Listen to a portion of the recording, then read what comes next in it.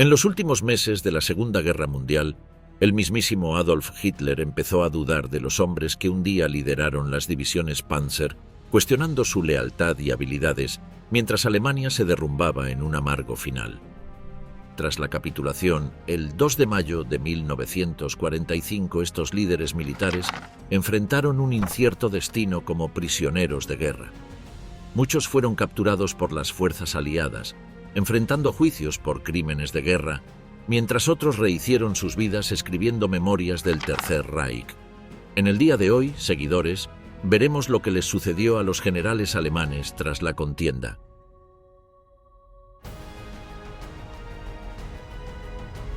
La furia de Hitler. La evaluación final del Führer sobre sus generales. En el búnker bajo Berlín, la furia de Hitler contra sus comandantes militares alcanzó un punto álgido. Su estado cada vez más delirante condujo a explosiones de ira que dejaron incluso a sus oficiales más endurecidos temblando. La desconfianza del Führer se había vuelto total, transformando el alto mando alemán en un nido de traidores e incompetentes percibidos. La paranoia de Hitler no distinguía entre éxito y fracaso. Incluso el general Heinz Guderian, el padre de las tácticas de Blitzkrieg de Alemania, se encontró en el extremo receptor de la ira del Führer. Durante una acalorada reunión el 28 de marzo de 1945, Guderian se atrevió a desafiar las decisiones estratégicas de Hitler. El general acusó a Hitler de una preparación de artillería insuficiente para una ofensiva fallida cerca de Kustrin y cuestionó el juicio del Führer.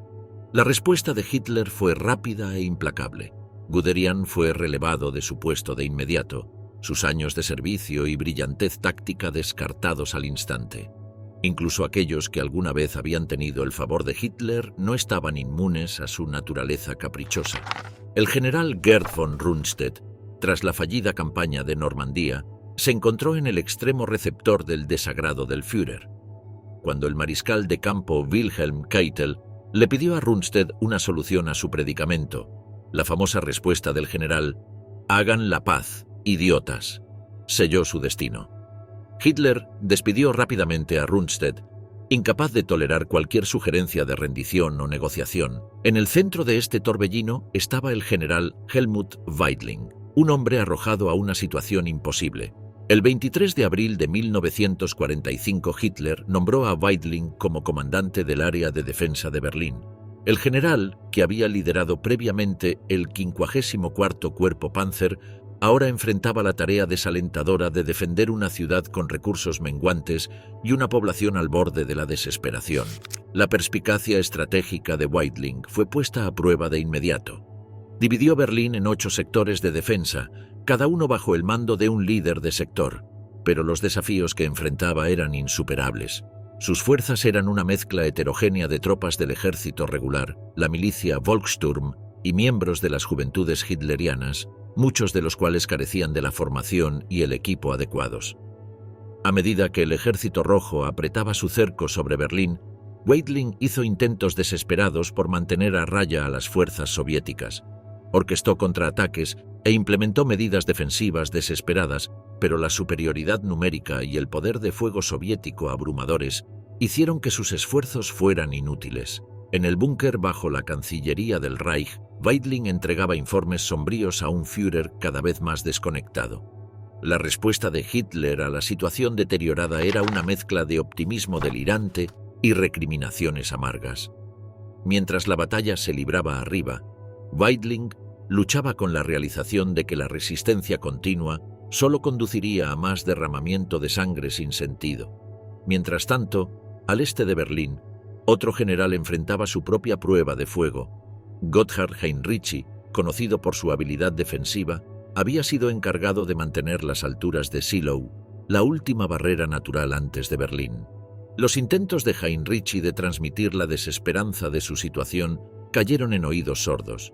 En una tensa reunión en abril de 1945, Hitler desestimó las preocupaciones de Heinrici con un optimismo escalofriante, declarando: «Si eres consciente de que esta batalla debe ser ganada, será ganada».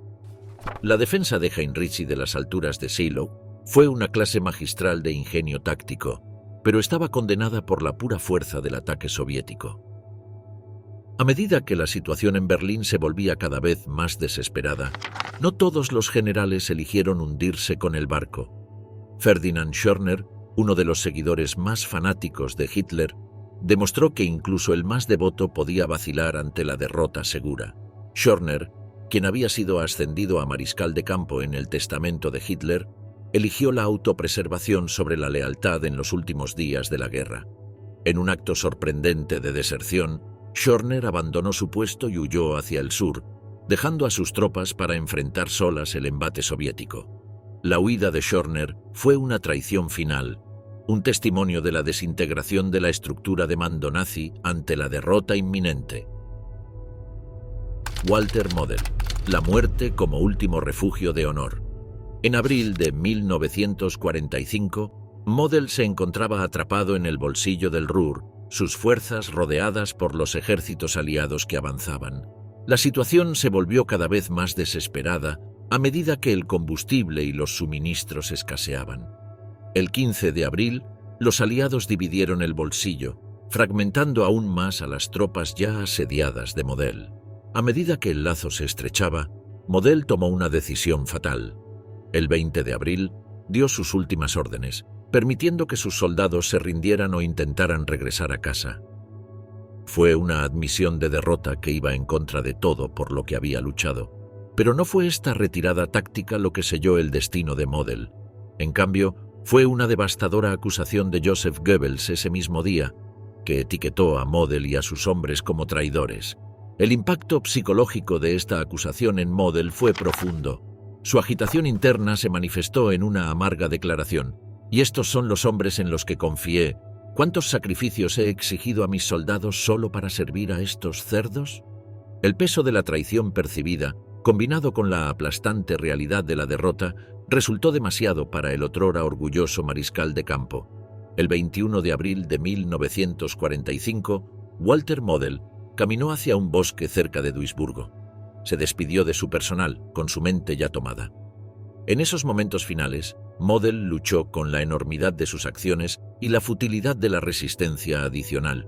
Sus últimas palabras revelaron la profundidad de su desesperación y el rígido código de honor que había definido su carrera militar. No puedo imaginar que yo, como mariscal de campo, quien por convicción en la victoria de mi país soy responsable de la muerte de cientos de mis soldados, ahora debo salir de estos bosques para acercarme a Montgomery o a los estadounidenses con las manos en alto y decir: «Hola, aquí estoy. Soy el mariscal de campo Model y me estoy rindiendo». Con estas palabras, resonando en el bosque silencioso, Model levantó su pistola y puso fin a su vida. El disparo que resonó marcó el acto final de un hombre que no pudo reconciliar su sentido del deber con la realidad de la derrota. Los ayudantes de Model, al escuchar el sonido, corrieron a la escena. Encontraron el cuerpo de su comandante en un lugar apartado, elegido deliberadamente para evitar que sus hombres presenciaran los momentos finales de su líder. La opinión de Hitler sobre Model había cambiado drásticamente en esos últimos días.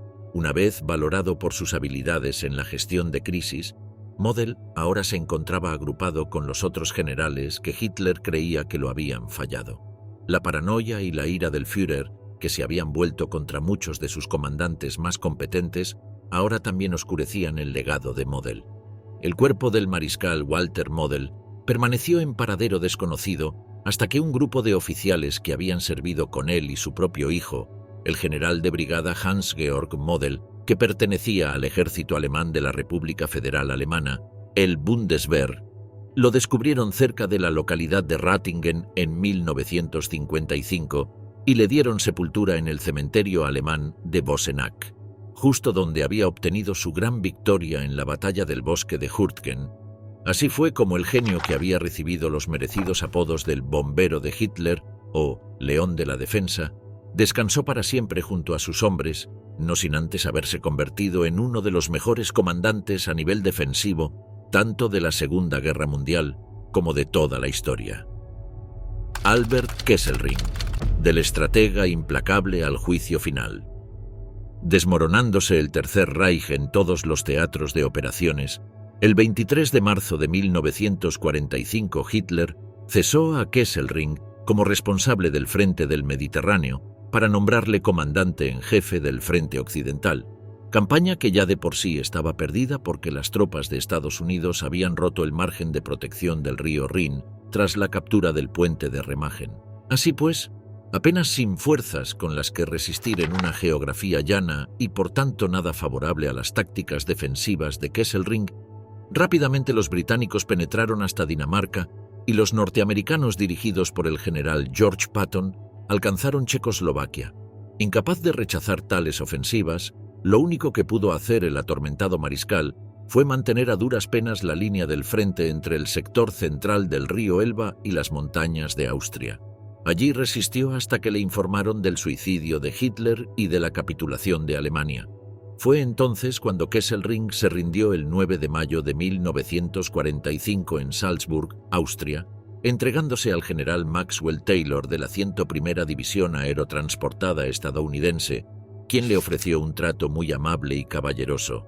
Finalizada la Segunda Guerra Mundial, Kesselring fue arrestado y llevado a juicio por crímenes de guerra en la ciudad de Verona.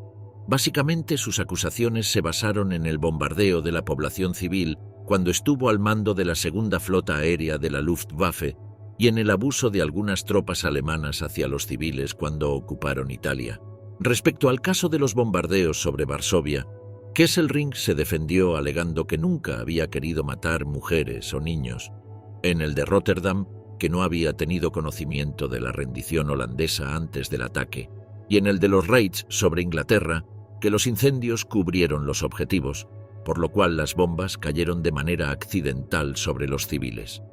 Ante tales declaraciones difíciles de sostener, el 10 de febrero de 1947 Kesselring fue condenado a muerte, aunque el 4 de julio del mismo año se le conmutó la sentencia por la cadena perpetua gracias a las presiones de antiguos enemigos como el primer ministro inglés Winston Churchill o el general Harold Alexander. Permanecería en la cárcel durante unos 5 años, entreteniéndose mediante la pega de sacos de papel con cola para entretenerse. Por suerte para él, el 23 de octubre de 1952, Kesselring fue indultado y puesto en libertad. De regreso a Alemania, Kesselring se reunió con su esposa Louise en la ciudad de Wiese para dedicarse a su familia en su nueva vida de jubilado. Durante aquellos años obtuvo la presidencia de la Asociación de Veteranos del Afrika Korps y poco después de la Luftwaffering, un grupo de aviadores retirados. Similar cargo ostentó dentro de un grupo cultural de extrema derecha conocido como los Cascos de Acero, Stahlhelm, cuyas ramas se extendieron por Alemania y Austria. Simultáneamente fue un férreo defensor de la Comunidad de Defensa Europea ante la necesidad de equilibrar los poderes respecto a la Unión Soviética durante la Guerra Fría. Simultáneamente a su vida política como parte de las asociaciones de veteranos, también escribió sus experiencias en 2 obras claves para entender el pasado conflicto que se titularon Soldat bis zum letzten Tag y Gedanken zum Zweiten Weltkrieg. Desgraciadamente, el 26 de enero de 1957, justo después de fallecer su esposa Louise Pauline, tuvo que abandonar todos sus proyectos como consecuencia del empeoramiento de su salud. Inesperadamente, el 16 de julio de 1960, Albrecht Kesselring murió a la edad de 75 años tras una dura lucha contra un cáncer de garganta. A su funeral, en Wiese, acudieron miles de personas y veteranos que circularon por delante de un ataúd de bronce, en donde el viejo militar permanecía vestido con el uniforme azul de la Luftwaffe, el bastón de mariscal entre las manos y la cruz de caballero con espada sobre el pecho. Curiosamente, en cabeza del féretro, marcharon su hijo adoptivo, Rainer Kesselring, seguido por el antiguo canciller Franz von Papen, el general Sepp Dietrich de las SS, el embajador Rudolf Rahn, el almirante Karl Dönitz, el general Joachim von Piper y el militar jubilado Otto Remmer, mientras todos cantaban orgullosos el himno de los Cascos de Acero conocido como Ich hat einen Kameraden. Una vez concluida la ceremonia, fue enterrado junto a su esposa Louise Pauline sobre una lápida en la que únicamente figuró el nombre, fecha y rango, pero en cuyo interior reposó toda una leyenda de la Segunda Guerra Mundial. Von Kleist, el mariscal que propuso la paz y enfrentó el destino final. A finales de octubre de 1943, von Kleist fue ascendido a mariscal y puesto al mando del 17º Cuerpo en Crimea. Propuso una retirada táctica el 26 de octubre, que Hitler rechazó para proteger los pozos petrolíferos de Ploiesti. Von Kleist defendió Crimea cuando el Ejército Rojo bloqueó el istmo de Perekop el 1 de noviembre y la infantería. La flota naval soviética desembarcó en Kerch. A inicios de 1944, obtuvo permiso de Hitler para romper el cerco y escapar de Crimea, dejando atrás a muchas tropas del eje. El 30 de marzo de 1944, von Kleist fue llamado por Hitler a Obersalzberg, junto con el mariscal Erich von Manstein. Hitler les condecoró con la Cruz de Caballero de la Cruz de Hierro con espadas, pero también los retiró del mando. Von Kleist recomendó un acuerdo de paz con la URSS, pero Hitler se negó. Durante el resto de la Segunda Guerra Mundial, y una vez retirado de la vida militar, von Kleist se dedicó a llevar una existencia plácida y tranquila en su propiedad de Villa Weidbrück en Silesia. Solamente tuvo un pequeño incidente cuando, tras el atentado fallido contra Hitler el 20 de julio de 1944, fue detenido por la Gestapo debido a que un primo suyo había participado en la conspiración, aunque en cuanto se descubrió que el mariscal no había tenido nada que ver, fue inmediatamente puesto en libertad. Lamentablemente, la calma solo se prolongaría hasta inicios de 1945, porque ante la inminente irrupción del Ejército Rojo en Silesia, von Kleist abandonó Villa Weidbrück, no sin antes destruir toda su finca con explosivos para evitar que sirviese como base a las tropas soviéticas. A continuación, y tras haber dejado atrás su hogar, von Kleist y su familia marcharon a Baviera para ocultarse a Mitterfels a la espera de la finalización de la contienda. Inesperadamente, el 25 de abril de 1945, una patrulla de soldados de la 26ª División de Infantería estadounidense capturó a von Kleist en Baviera y lo internó en el campo de prisioneros de Trent Park. Acto seguido, a finales de 1945, el mariscal fue enviado a Gran Bretaña, donde fue encarcelado como cautivo del ejército británico en el recinto número 11 de la isla de Farm en Gales. Al año siguiente, en 1946, fue extraditado a Yugoslavia y condenado a 2 años de cárcel por las nuevas autoridades del gobierno de Josip Tito, después de haberle acusado de organizar una guerra de agresión contra su país en 1941. Transcurrido ese tiempo, justo el mismo día en que cumplió su cautiverio en 1948, en lugar de ponérsele en libertad, los yugoslavos entregaron a von Kleist a la Unión Soviética, antes de ser deportado por orden de Josif Stalin a Siberia. Desde entonces pasaría por diversos gulags y campos de concentración, hasta que en 1954 fue encerrado en el campo Vladimir, situado a 300 kilómetros de Moscú, cuyos funcionarios al menos le dejaron escribir una postal mensual a su esposa. Lamentablemente, como en los últimos 9 años había estado en 27 prisiones distintas, von Kleist, que ya de por sí tenía la salud delicada, enfermó de arteriosclerosis y finalmente perdió la vida el 15 de octubre de 1954.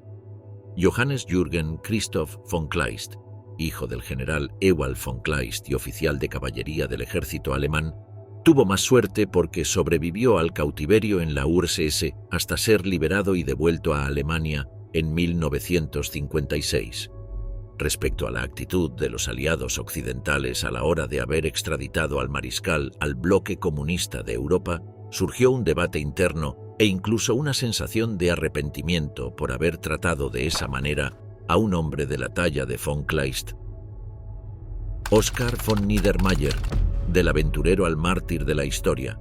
Cuando el 20 de julio de 1944 se produjo el atentado bomba contra Hitler en la guarida del Lobo de Rastenburg, en Prusia Oriental, la histeria del Führer fue tal que no solo se cebó contra los culpables, sino también contra los inocentes que únicamente habían cuestionado en algún momento sus decisiones, como por ejemplo sucedió a Niedermayer. Así fue como en agosto de 1944, 2 agentes de la Gestapo arrestaron al general y lo llevaron ante un tribunal militar que le condenó a una pena de cárcel en la prisión de Torgau, donde permanecería 10 meses encerrado, en los que enfermó gravemente de tuberculosis. Finalizada la Segunda Guerra Mundial en Europa en mayo de 1945 tras el suicidio de Adolf Hitler y la rendición del Eje, las tropas de Estados Unidos liberaron a Niedermayer de la prisión de Torgau, aunque enseguida lo entregaron al Ejército Rojo después de que las autoridades soviéticas le acusaran injustamente de haber cometido crímenes en la URSS. Acto seguido, Niedermayer fue trasladado al cuartel de la Lubyanka de Moscú, que controlaba la policía soviética del NKVD, donde fue condenado a 25 años de trabajos forzados a un gulag de Siberia, bajo el nombre de preso de Óscar Fedorovich. Desgraciadamente, su salud era tan delicada a causa de la tuberculosis, lo que, sumado al frío, a la ausencia de medicamentos y a los malos tratos dispensados por los guardias soviéticos, que de forma irremediable el general no pudo sobrevivir porque falleció el 25 de septiembre de 1948 en la prisión de Vladimir, a las afueras de Moscú. Al igual que Lawrence de Arabia al servicio del Imperio Británico durante la revuelta árabe, Oskar von Niedermayer jugó el mismo papel en Persia durante la Primera Guerra Mundial, aunque con la diferencia de que sus gestas no pasaron al ideario popular al no tener una acogida propagandística tan grande, obviamente por encontrarse en el bando perdedor de los dos mayores conflictos del siglo XX.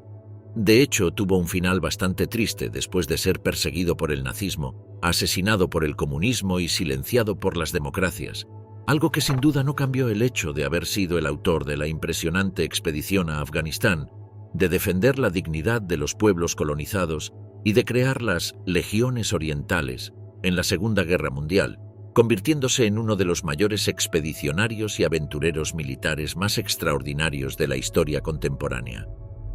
Juicio y ejecución. Generales alemanes enfrentando crímenes de guerra. A medida que el polvo se asentaba sobre las ruinas de la Alemania nazi, comenzó un nuevo capítulo para muchos de los altos mandos de Hitler, uno marcado por el juicio, la responsabilidad y, en algunos casos, el precio máximo por sus acciones. Las potencias aliadas, decididas a llevar a la justicia a los arquitectos de la guerra y el genocidio, se dieron a la ardua tarea de identificar, arrestar y juzgar a aquellos responsables de algunos de los crímenes más atroces en la historia de la humanidad.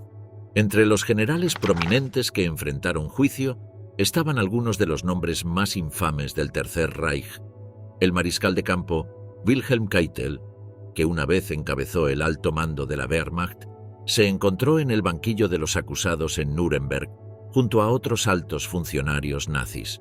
El juicio de Keitel expuso las profundidades de su complicidad en las atrocidades del régimen, incluyendo su papel en la implementación de la infame Orden de los Comisarios, que ordenaba la ejecución inmediata de oficiales políticos soviéticos. Los juicios de estos generales no se limitaron al gran escenario de Nuremberg. En varios rincones de la Europa devastada por la guerra, tribunales militares se reunieron para juzgar a aquellos que habían ejecutado las órdenes de Hitler con eficiencia despiadada. Uno de estos casos fue el del general Anton Dostler. El juicio de Dostler, celebrado en Roma en octubre de 1945, se centró en su papel en la ejecución de 15 soldados estadounidenses. Estos hombres, capturados mientras realizaban una misión para volar un túnel ferroviario, fueron ejecutados sumariamente por orden de Dostler, en violación directa de la Convención de Ginebra. La defensa del general, que afirmaba que simplemente estaba siguiendo órdenes de arriba, no logró convencer al tribunal. El 1 de diciembre de 1945, Dostler enfrentó a un pelotón de fusilamiento, convirtiéndose en el primer general alemán ejecutado por crímenes de guerra. El caso del general de las SS, Jürgen Strupp, presentó una imagen aún más perturbadora de las profundidades de la brutalidad nazi. Strupp, infame por su papel en la supresión del levantamiento del gueto de Varsovia, fue juzgado en Polonia por sus acciones. El tribunal escuchó testimonios desgarradores sobre la destrucción metódica del gueto y el asesinato de decenas de miles de civiles judíos. El juicio de Strupp terminó con una sentencia de muerte, llevada a cabo por ahorcamiento el 6 de marzo de 1 de diciembre de 1945 en Varsovia, un lugar adecuado dado sus crímenes contra los habitantes de la ciudad. Para aquellos encontrados culpables, el final fue a menudo rápido e ignominioso. El mariscal de campo Wilhelm Keitel junto con el coronel general Alfred Jodl, enfrentaron la horca el 16 de octubre de 1946. Mientras la soga se colocaba alrededor de su cuello, las últimas palabras de Keitel fueron una última y desafiante «Alles für Deutschland», todo por Alemania. Momentos después, se abrió la trampilla y uno de los altos mandos militares de Hitler cayó hacia su muerte. Erich von Manstein, del campo de batalla a la sala del tribunal. En los últimos días del conflicto, a medida que las fuerzas soviéticas se acercaban a Berlín, Manstein tomó una decisión crucial. En lugar de enfrentar la captura por el Ejército Rojo, eligió rendirse a las fuerzas británicas en el norte de Alemania. Este movimiento calculado daría forma a su vida posterior a la guerra, salvándolo del duro trato que a menudo se infligía a los oficiales alemanes que caían en manos soviéticas. La captura de Manstein marcó el comienzo de una nueva batalla, no en los campos embarrados de Europa del Este, sino en los confines estériles de los campos de prisioneros aliados y las salas de tribunal. El otrora orgulloso mariscal de campo, acostumbrado a comandar vastos ejércitos, ahora se encontraba despojado de rango y autoridad, sujeto a los caprichos de sus captores y al escrutinio de los investigadores de crímenes de guerra. Los británicos no perdieron tiempo en someter a Manstein a un intenso interrogatorio. Los oficiales de inteligencia militar buscaron extraer todos los detalles posibles sobre las operaciones alemanas en el frente oriental, donde Manstein había desempeñado un papel crucial. El juicio de Manstein, celebrado en Hamburgo en 1949, se convirtió en un punto focal para los debates sobre la responsabilidad militar y la naturaleza de seguir órdenes en tiempos de guerra. La acusación pintó un cuadro condenatorio de un comandante que no solo permitió, sino que facilitó activamente los crímenes de guerra. Manstein, por su parte, se aferró a la defensa de que las atrocidades fueron llevadas a cabo por unidades de las SS que no estaban bajo su control directo, una afirmación que sería repetida por muchos exoficiales de la Wehrmacht en los años siguientes. Durante el proceso, las propias palabras de Manstein volvieron para atormentarlo. Admitió haber permitido represalias contra las esposas de los combatientes partisanos rusos por ataques a soldados alemanes, argumentando que los civiles habían empleado todas las formas de guerra ilegal, incluyendo el uso de uniformes alemanes y el envenenamiento de suministros de agua. Estas admisiones, aunque quizás destinadas a justificar sus acciones, solo sirvieron para subrayar la brutalidad de la guerra que había ayudado a librar. El veredicto, cuando llegó, fue mixto. Manstein fue encontrado culpable de 9 cargos relacionados con la ejecución y maltrato de soldados y civiles rusos. Sin embargo, fue absuelto de otros 8 cargos, notablemente aquellos relacionados con el exterminio de judíos. La sentencia, 18 años de prisión, reflejaba la complejidad de asignar culpabilidad individual por los crímenes de todo un régimen. Al ser puesto en libertad, von Manstein tuvo la oportunidad de hablar ante el Bundestag de la República Federal Alemana para reorganizar de nuevo el ejército alemán de posguerra, ahora como miembro de la OTAN. Así fue como pronto recuperó su antiguo puesto de general y elaboró planes defensivos para proteger al país ante un posible ataque por parte de la República Democrática Alemana, que estaba bajo el tutelaje de la URSS. Al mismo tiempo, también ayudó al periodista británico Liddell Hart a elaborar su gran enciclopedia sobre la Segunda Guerra Mundial y a escribir unas segundas memorias tituladas Aus einem Soldaten, que publicó en 1958. A la edad de 85 años y tras sufrir un ataque cerebrovascular, Erich von Manstein falleció la noche del 9 de junio de 1973. Como agradecimiento por sus servicios prestados, Alemania celebró un funeral de Estado por todo lo alto, como si el viejo mariscal fuese uno de los grandes héroes de la antigüedad. Gerd von Rundstedt, los últimos años del viejo prusiano. El 1 de mayo de 1945, a medida que las fuerzas aliadas barrían Alemania, la ilustre carrera militar de von Rundstedt llegó a un final sin gloria.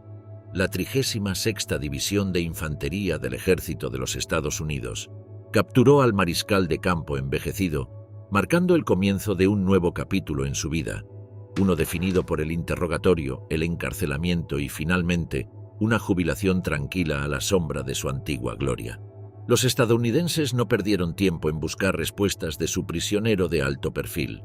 Von Rundstedt fue transportado rápidamente al Camp Ashcan, un centro de detención temporal alojado dentro del opulento Palace Hotel en Bad Mondorf, Luxemburgo. El viaje del mariscal de campo a través del cautiverio lo llevó a través de una Europa devastada por la guerra.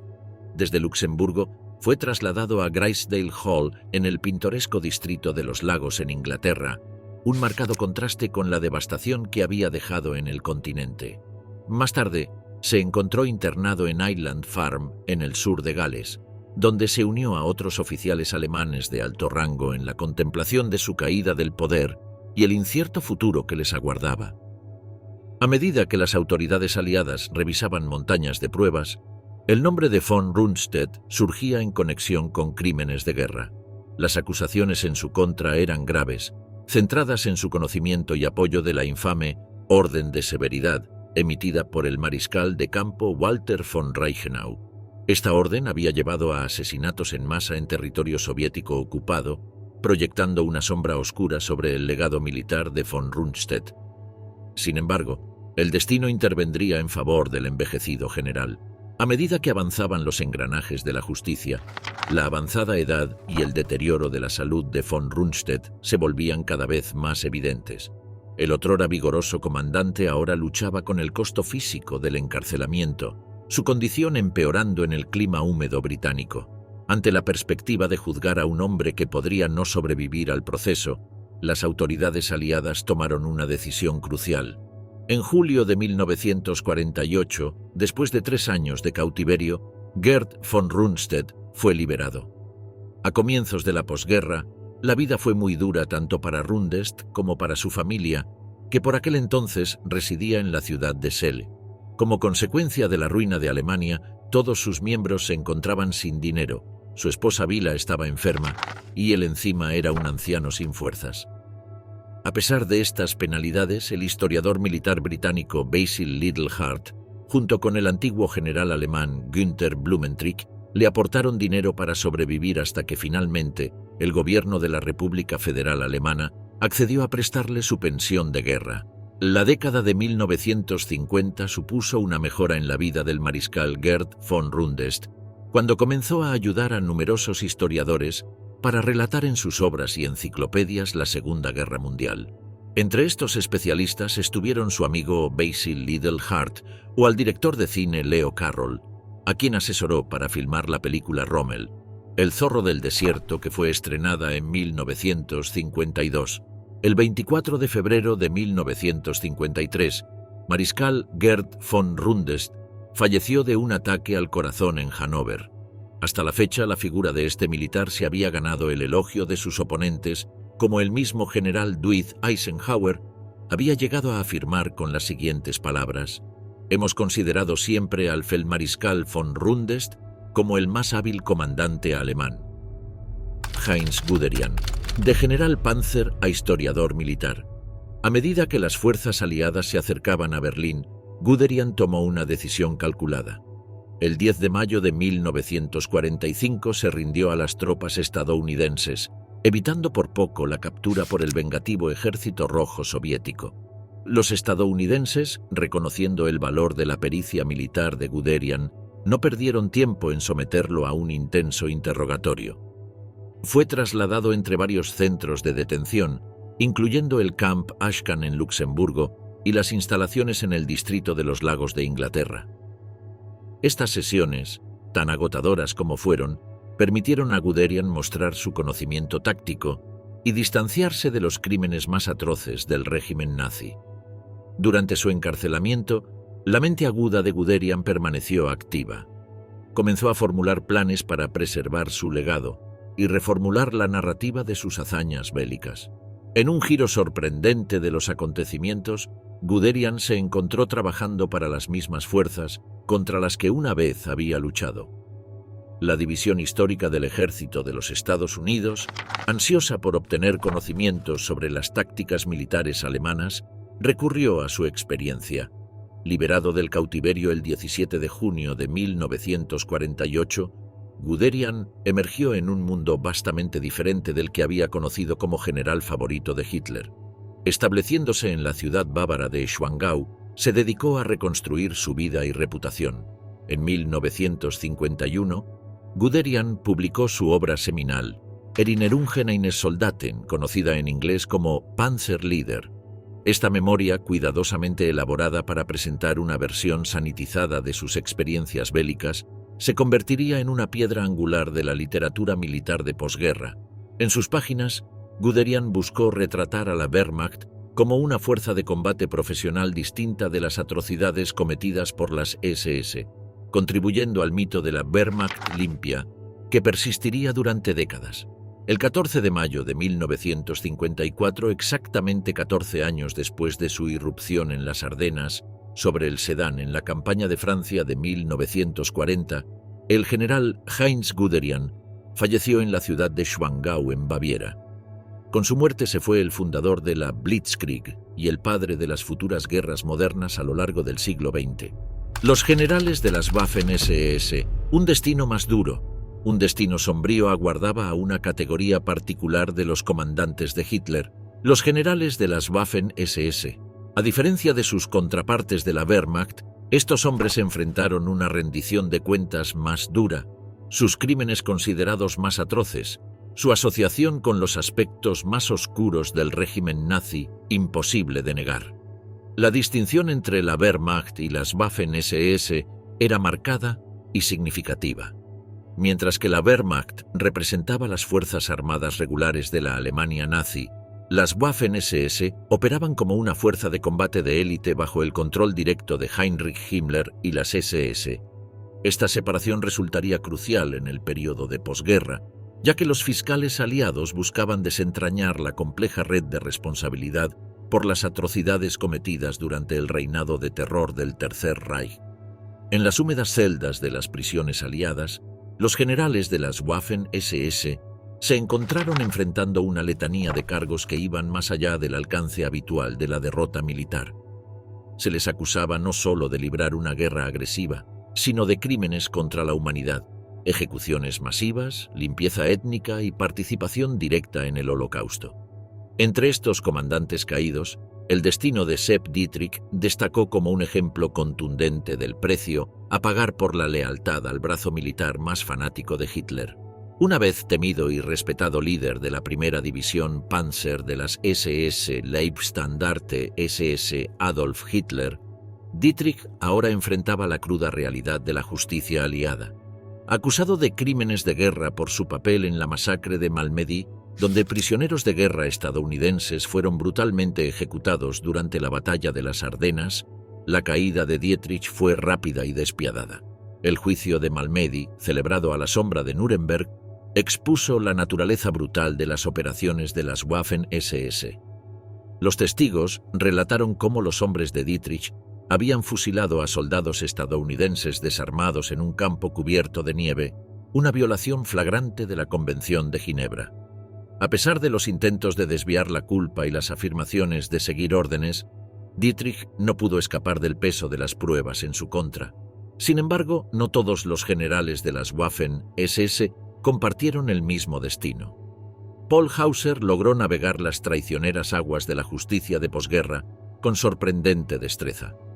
Conocido como el papá de las Waffen-SS, la estrategia de posguerra de Hauser se centró en rehabilitar la imagen de sus compañeros caídos. Buscó trazar una distinción entre las unidades de combate de las Waffen-SS y los guardias de los campos de concentración, argumentando que los primeros eran simplemente soldados cumpliendo con su deber. Los esfuerzos de Hauser por presentar a las Waffen-SS como una cuarta rama de la Wehrmacht, separada de las atrocidades del régimen, encontraron cierto eco en el complejo panorama político de la Guerra Fría. El propio Hauser se convirtió en un defensor de los derechos de los veteranos, escribiendo memorias que buscaban reformular la narrativa en torno a las Waffen-SS. Uno de los mejores militares alemanes de las SS fue Herbert Otto Gill. Reconocido por sus cualidades y habilidades tácticas, Gill comandó unidades de las Waffen-SS. Cuando el final de la guerra era evidente, se entregó a las tropas estadounidenses para evitar rendirse a las soviéticas. Fue prisionero de los estadounidenses durante 3 años, hasta su liberación en mayo de 1948, Herbert Otto Gill fue muy apreciado por sus cualidades y habilidades tácticas. Comandó las unidades de las Waffen-SS a nivel de regimiento, división y cuerpo con distinción durante la guerra. Gill era popular entre sus hombres por su valentía personal y era conocido por el bastón que habitualmente llevaba. Después de la guerra trabajó para un periódico hasta 1958.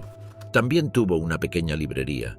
Gill fue el fundador de una revista para veteranos de la división Viking, la Wikingruf.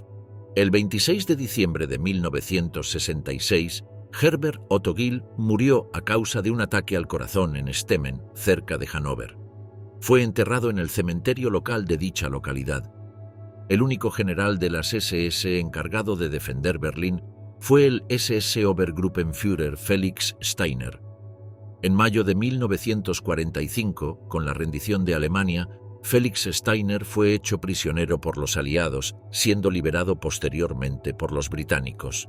Tras recuperar la libertad, Steiner se dedicó a mejorar las condiciones para los veteranos de las SS y escribió numerosos libros sobre sus experiencias en combate, siendo el más famoso Armee der Geächteten, Ejército de Proscritos. En 1953, Steiner fue reclutado por la CIA para fundar la Gesellschaft für Wehrkunde, compuesta por exoficiales militares alemanes. Esta organización fue una herramienta de propaganda y un grupo de expertos para el rearme de Alemania Occidental, que dio lugar a la Bundeswehr. Felix Steiner falleció en Múnich, Baviera, el 17 de mayo de 1966. Karl Wolff fue uno de los generales de las SS más importantes después de Heinrich Himmler y Ernst Kaltenbrunner.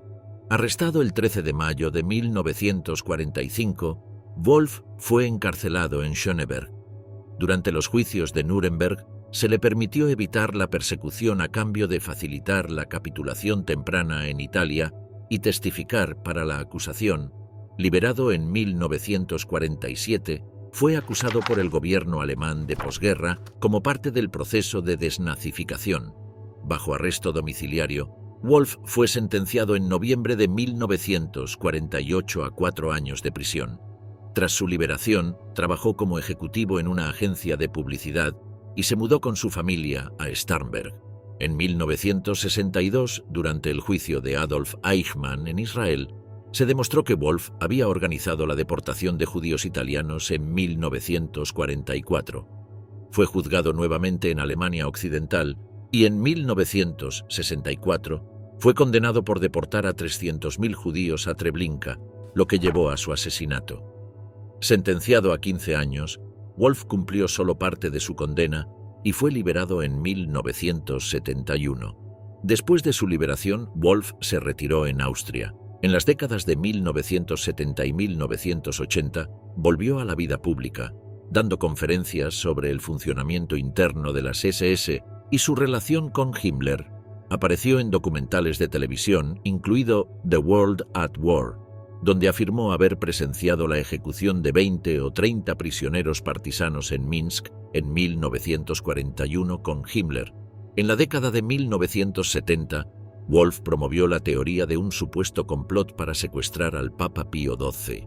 La mayoría de las acusaciones de este complot se basan en un documento de 1972 escrito por Wolff y publicado en 1991 por Avvenire d'Italia, así como en entrevistas personales con Wolff antes de su muerte en 1984. Wolff sostuvo que el 13 de septiembre de 1943, Hitler dio la directiva de ocupar la ciudad del Vaticano, asegurar sus archivos y tesoros artísticos y llevar al Papa y a la Curia al norte. Supuestamente, Hitler no quería que el Papa cayera en manos de los aliados.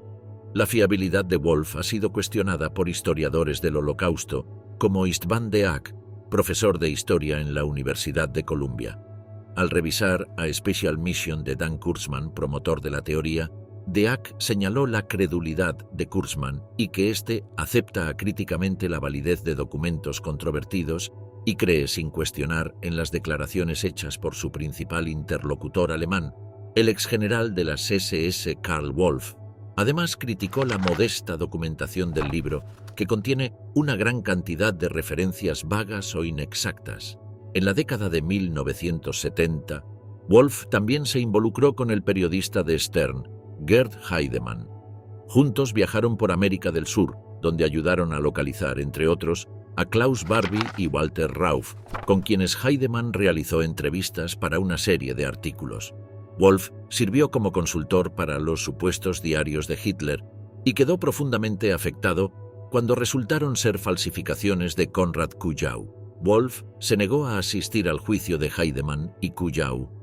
Karl Wolf murió el 17 de julio de 1984 en un hospital en Rosenheim.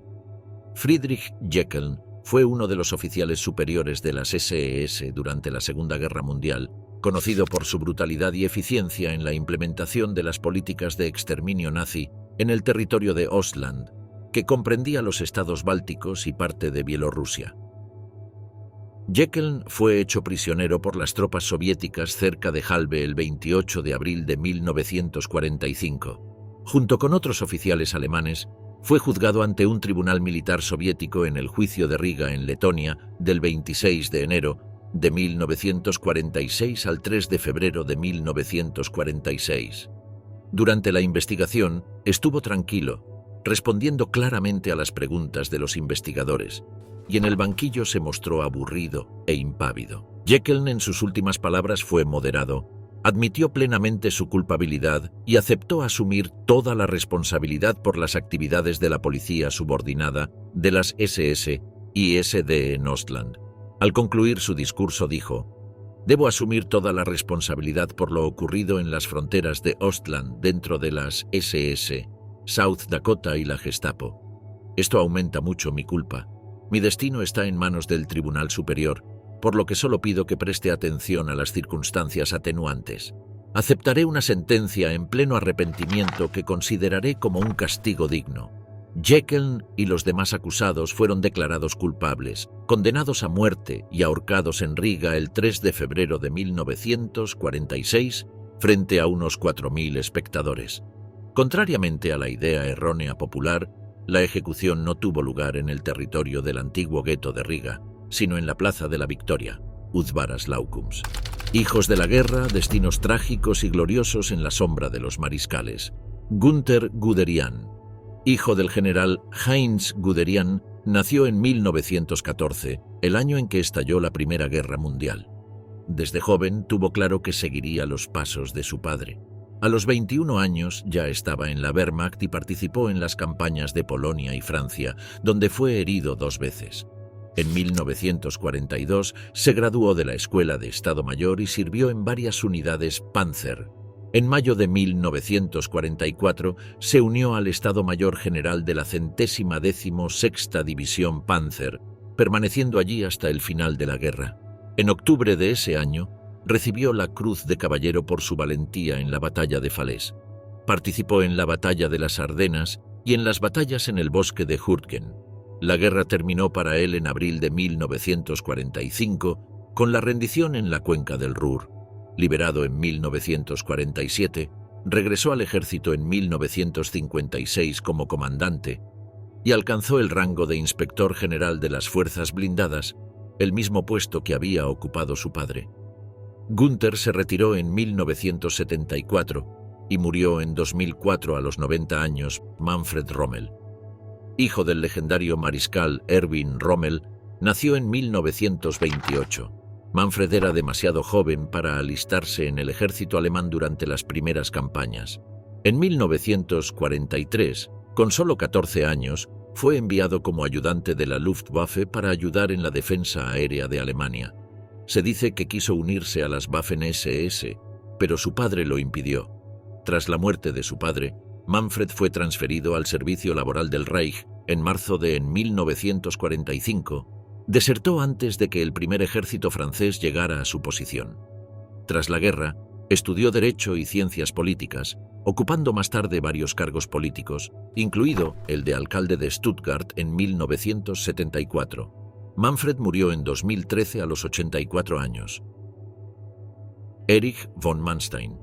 Su hijo, Gero, nació el último día del año 1922. Pese a ser descrito por su padre como un niño frágil y asmático, Gero no permitió que su condición lo frenara. Inspirado por la herencia militar de su familia y el ferviente nacionalismo de la época, decidió seguir el camino de su progenitor. En 1921 Gero se unió a la campaña de invasión de la Unión Soviética como parte de la 18ª División de Infantería Motorizada. Durante la implacable Operación Barbarroja, ascendió al rango de cabo. Esta unidad luchó tenazmente en el grupo de ejércitos centro hasta la llegada del brutal invierno. Gero regresó a Alemania para asistir a la escuela de oficiales, donde se graduó como teniente antes de ser enviado nuevamente al frente oriental. Tras una convalecencia de varios meses, se incorporó a la 18ª División Panzer en el verano de 1942, estacionada cerca de Leningrado bajo el mando del Grupo de Ejércitos Norte. El destino quiso que su padre fuese enviado a la misma zona tras la toma de Sebastopol. El 27 de agosto se encontraba a las puertas de Leningrado, preparado para liderar un asalto que nunca se materializó.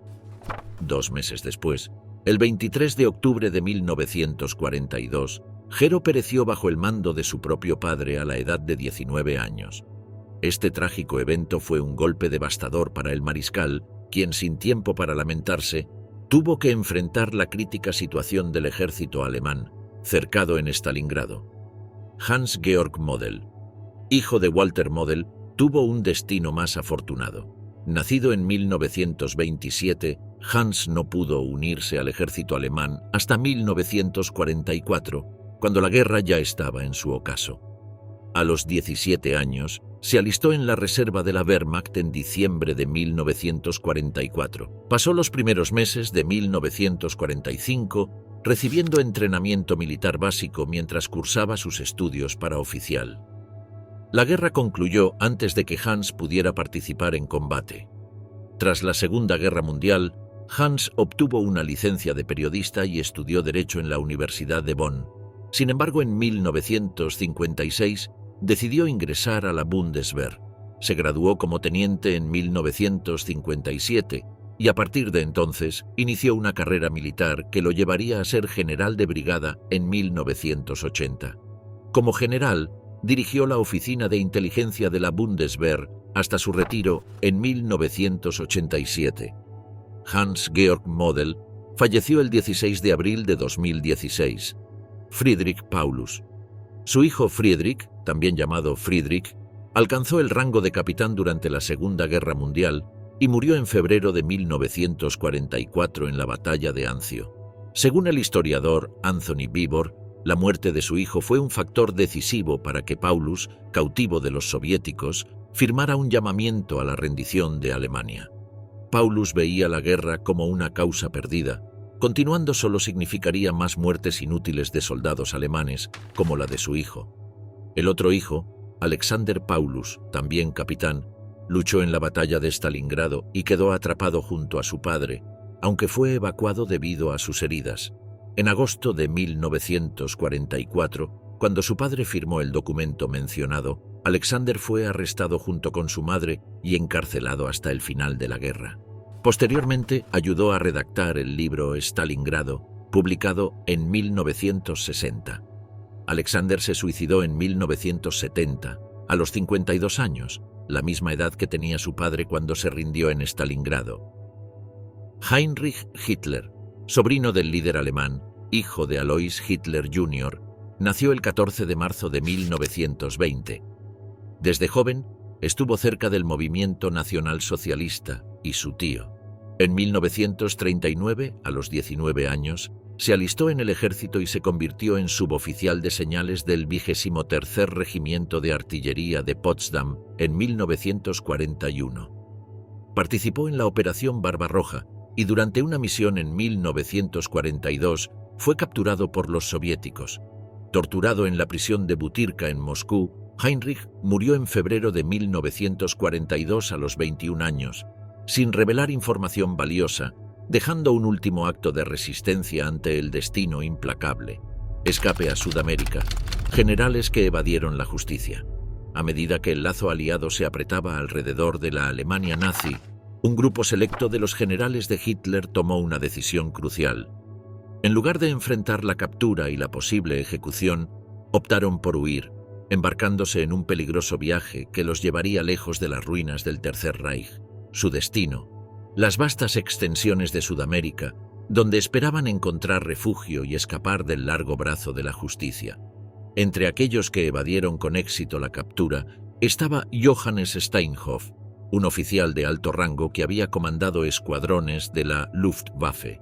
Steinhoff, como muchos de sus compatriotas, utilizó las infames Ratlins, una red clandestina de rutas de escape orquestadas por la oscura organización Odessa y miembros simpáticos del clero católico. El viaje de Steinhoff lo llevó a Argentina, una nación que había mantenido una política de neutralidad durante gran parte de la guerra.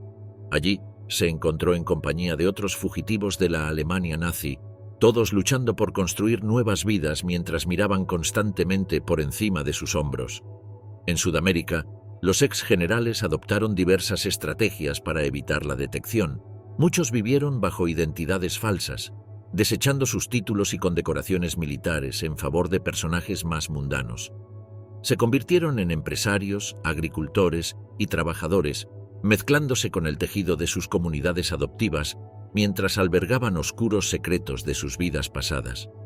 El caso de Walter Rauff ejemplificó la compleja realidad que enfrentaban estos fugitivos. Rauff, un ex-Standartenführer de las SS, encontró refugio en Chile, donde vivió abiertamente bajo su verdadero nombre. Trabajando como empresario, Rauff logró evadir la justicia durante décadas, su presencia un secreto a voces en ciertos círculos. Sin embargo, la relativa seguridad que disfrutaban estos hombres no era absoluta. La captura de Adolf Eichmann en Argentina en 1960 por agentes del Mossad israelí envió ondas de choque a través de la comunidad de exiliados nazis. Eichmann, un arquitecto clave del Holocausto, había estado viviendo bajo un nombre falso en Buenos Aires cuando fue atrapado en la calle en una operación audaz. A medida que pasaban los años, el número de fugitivos nazis en Sudamérica disminuía. Algunos, como Walter Rauff, murieron pacíficamente en sus hogares adoptivos, sus crímenes sin castigar.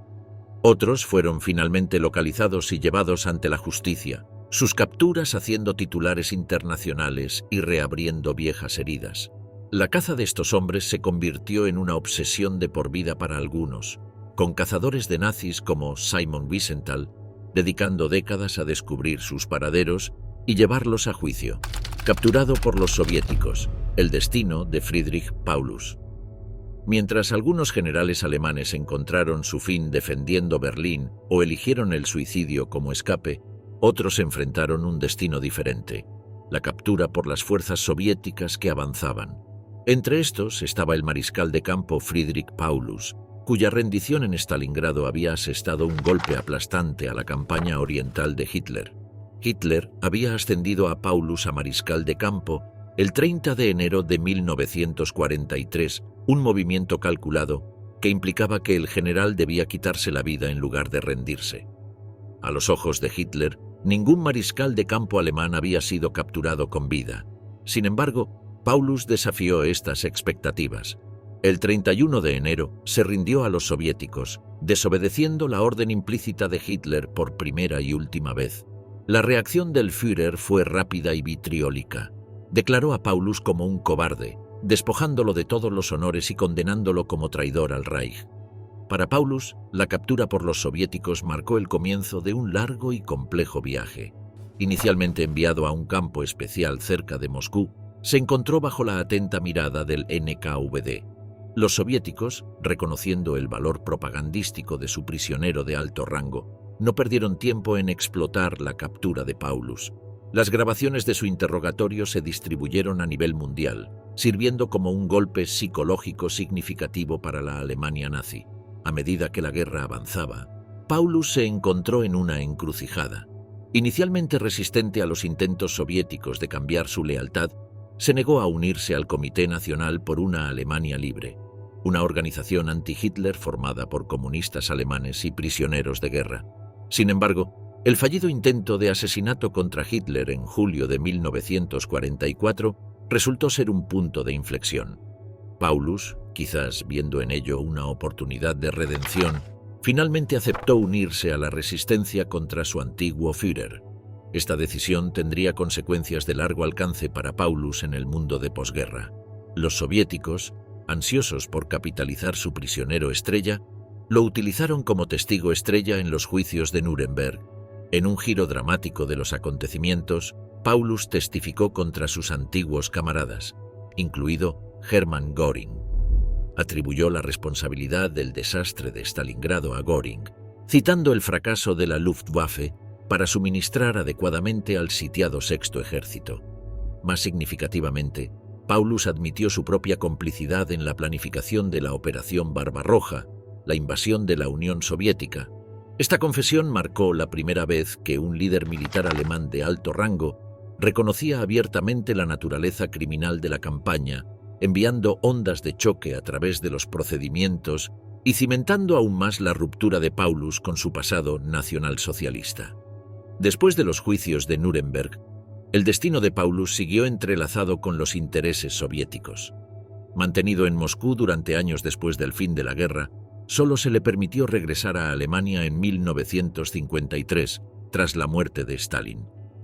La elección del mariscal de campo de establecerse en Dresde, Alemania Oriental, en lugar de reunirse con su familia en el oeste, levantó cejas y alimentó la especulación sobre sus verdaderas lealtades. Lecciones de la historia. El legado de los generales alemanes. A medida que las cenizas del Tercer Reich se asentaban por toda Europa, el destino de los generales de Hitler se convirtió en un complejo tapiz de justicia, evasión y finales amargos.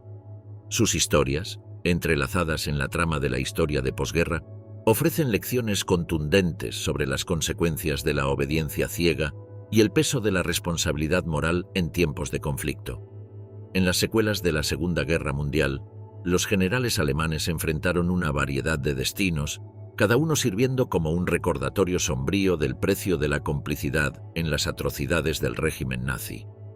Algunos, como el mariscal de campo Wilhelm Keitel y el coronel general Alfred Jodl, encontraron su fin en la horca, sus vidas extinguidas como castigo por sus roles en los crímenes de lesa humanidad del Reich. Otros, como el mariscal de campo Friedrich Paulus, se encontraron en cautiverio soviético, su experiencia militar ahora utilizada contra sus antiguos camaradas mientras testificaban en los juicios de Nuremberg.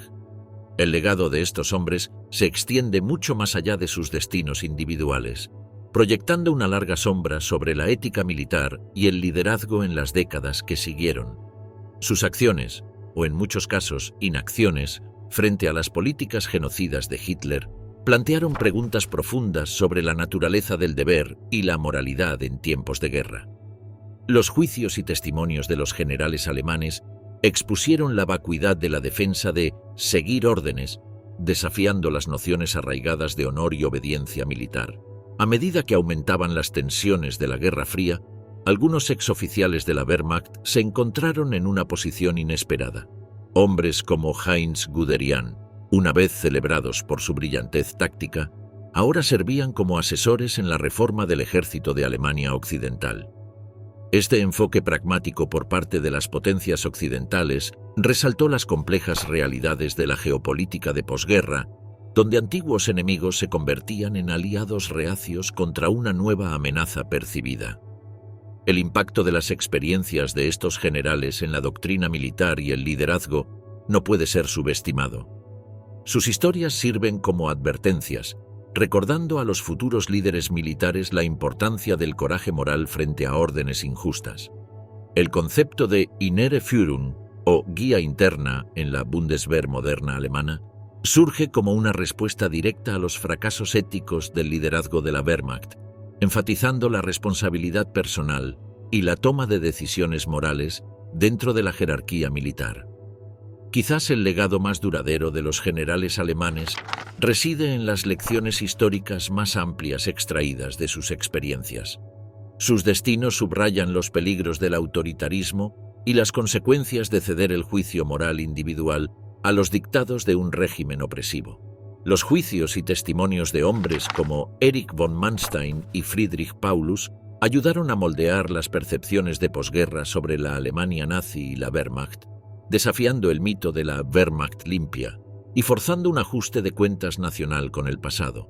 Cuando el mariscal de campo Keitel se paró frente a la horca, sus últimas palabras, Alles für Deutschland, todo por Alemania, resonaron vacías ante las atrocidades reveladas durante los juicios de Nuremberg. Su ejecución, junto con la de sus compañeros oficiales, sirvió como un recordatorio contundente del precio de la complicidad en crímenes de lesa humanidad. Los destinos de estos hombres, desde la horca hasta las celdas de prisión y jubilaciones tranquilas, se erigen como un testimonio de las complejidades de la rendición de cuentas en las secuelas de una guerra total. Las historias de los generales de Hitler continúan resonando hoy en día, ofreciendo valiosas ideas sobre la naturaleza del liderazgo, la importancia de la toma de decisiones ética y las consecuencias del fracaso moral en tiempos de conflicto. Su legado sirve como un recordatorio sombrío de las profundidades a las que puede hundirse la humanidad y la larga sombra proyectada por las decisiones tomadas en el crisol de la guerra.